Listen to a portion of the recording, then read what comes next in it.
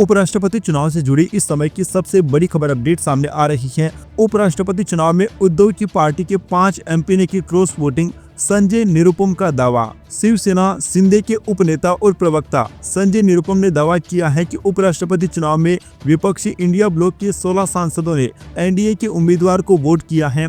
मुंबई के अंधेरी में press conference कर संजय निरुपम ने कहा कि क्रॉस वोटिंग करने वालों में उद्धव ठाकरे की पार्टी के भी 5 सांसद शामिल हैं। संजय निरुपम ने यह भी दावा किया कि शरद पवार की पार्टी के सांसदों ने भी सीपी राधाकृष्ण का समर्थन कर उनकी जीत सुनिश्चित की। उन्होंने कहा कि उपराष्ट्रपति चुनाव से पहले विपक्षी दल यह अफवाह फैला रहे थे कि इंडिया ब्लॉक की जीत तय है, एनडीए के उम्मीदवार को हार का सामना करना पड़ेगा। संजय निरुपम ने कहा कि उपराष्ट्रपति चुनाव के नतीजों ने यह साफ कर दिया कि इंडिया ब्लॉक पूरी तरह से बिखरा हुआ है और एनडीए एकजुट है। उन्होंने कहा कि इसी का नतीजा है कि एनडीए के उम्मीदवार सीपी राधाकृष्ण को उपराष्ट्रपति चुनाव में बड़े अंतर से जीत मिली। अब इंडिया ब्लॉक में वोट चोरी या ईवीएम में गड़बड़ी का कोई बहाना नहीं बना सकता। संजय निरुपम ने आगे कहा कि यह चुनाव पूरी तरह पारदर्शी और निष्पक्ष तरीके से संपन्न हुआ। उन्होंने संजय राउत के उस बयान पर नाराजगी जाहिर की जिसमें शिवसेना यूबीटी के राज्यसभा सांसद ने कहा था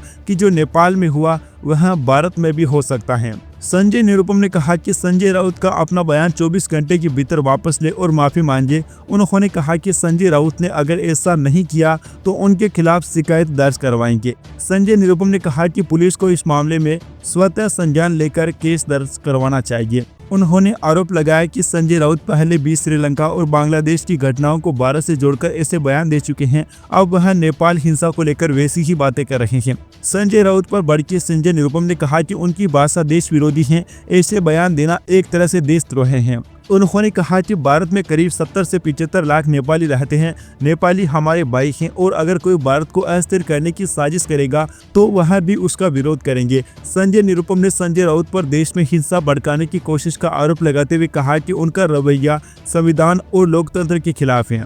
Subscribe now and press the bell icon. Never miss an update.